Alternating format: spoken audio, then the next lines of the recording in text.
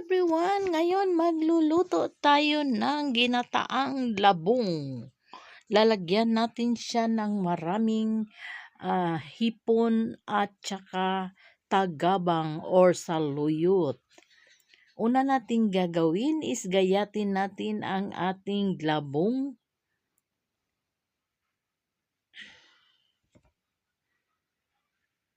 Ayan ang ating labong.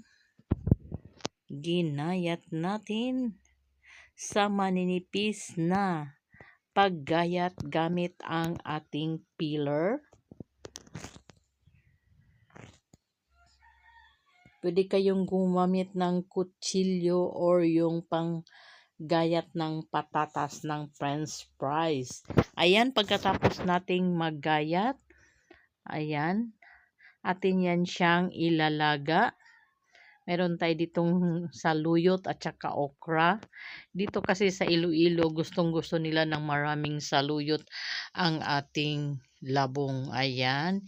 Ito atin siyang pakukuluan ng mga 10 to 15 minutes para matanggal yung kanyang dagta. While pinapakuluan natin, ating himayin ang ating saluyot. Bago natin hugasan, itong saluyot is fresh from the backyard.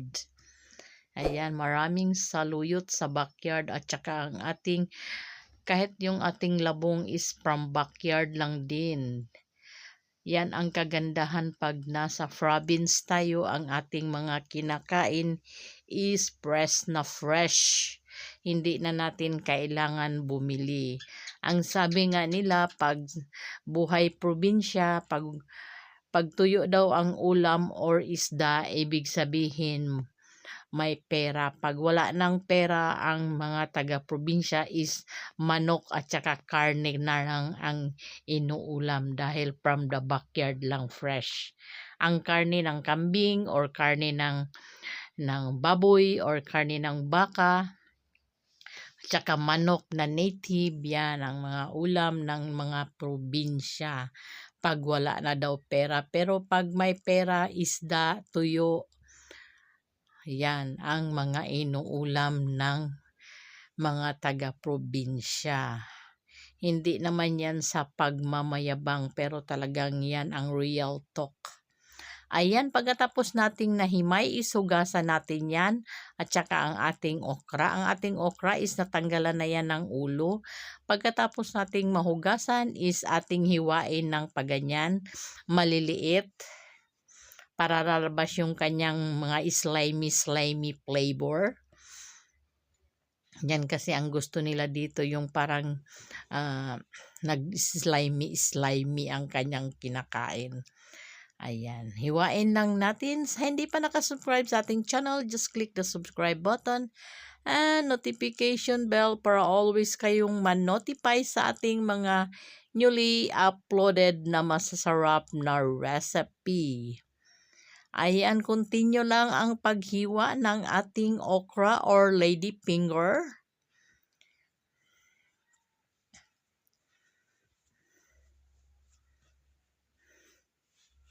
Habang pinapakuluan natin ang ating bamboo shoot.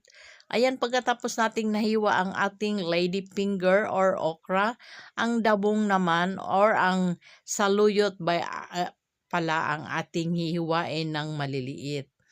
Ayan, yan gusto nila ito, ganito din hiwa. Kung sa Arabo is talagang giniling, dito talagang hihiwain yan para maglabas yung kanyang lasa at saka yung kanyang slimy texture. Ayan, mas maraming saluyot ang ating ginataang labong is mas masarap. Continue lang ang ating paghiwa, ang ginagawa ng inyong kusinera. Ayan. Ayan, pagkatapos na nating nahiwa, set aside muna natin at puntahan natin ang ating nilagang dabong. Ayan, ito ang ating nilagang dabong. Kumukulo na siya. Atin siyang mekos-mekos. Pagkatapos natin yan siyang mamekos-mekos is atin lang yan siyang sasalain para matanggal yung kanyang excess water. Hindi na natin yan siya pigaan. Yung iba pinipigaan pa yan. Pero ako hindi na ako nagpipiga ng labong. Kasi gusto ko yung kanyang original flavor is nandyan. Ayan, pagkatapos na nating na-drain at natanggal ang tubig sa ating labong, ito na siya. Ilalagay natin yan siya ngayon dito sa ating lutuan. Then maglagay tayo ng at least 1 cup na water. Then ilagay natin ang ating onion, garlic, and ginger. Maglagay tayo ng mga pampalasa, ang ating asin.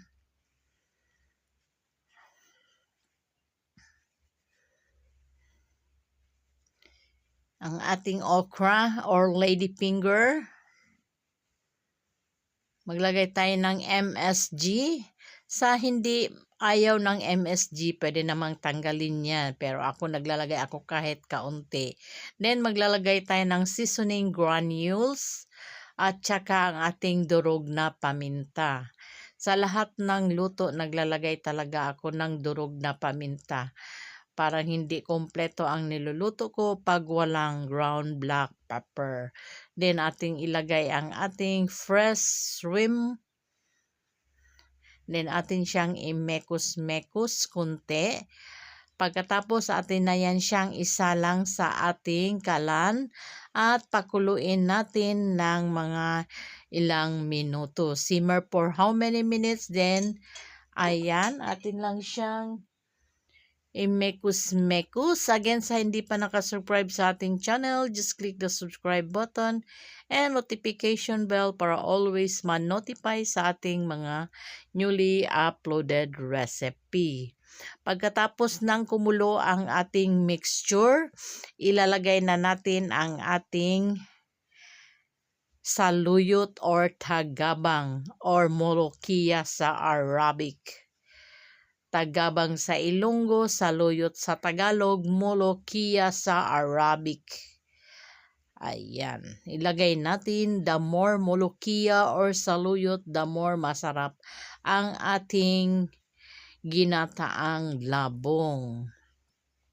Pagkatapos nating ilagay ang ating saluyot, atin siyang imekos-mekos, then ilalagay na natin ang ating coconut milk. Ang ginamit ko is yung nasa pack lang dahil wala akong fresh na niyog. Pero okay naman ito, talagang kakanggata ito. Tapos nating malagay ang ating coconut milk. Atin lang yan siyang pakuluin, ihalo mekos-mekos ng kunti. Ayan, at pakuluin lang ng kunti. Huwag masyadong i-overcook ang ating saluyot dahil maglalaway-laway talaga yan. Slimy na yan dahil hiniwa-hiwa natin. Pag na-overcook is papangit naman talaga. Ayan, simmer for how many minutes? Then pwede na natin yan siyang i-serve. Ilalagay natin siya dito sa ating sukan o sa ating hot pot para mananatiling mainit habang kahit sa hapon na or habang tumatagal. Ayan, ito na ang ating ulam sa araw na ito, ang ginatabang dabong na maraming tagabang. Hanggang dito na lang, maraming salamat sa ulitin.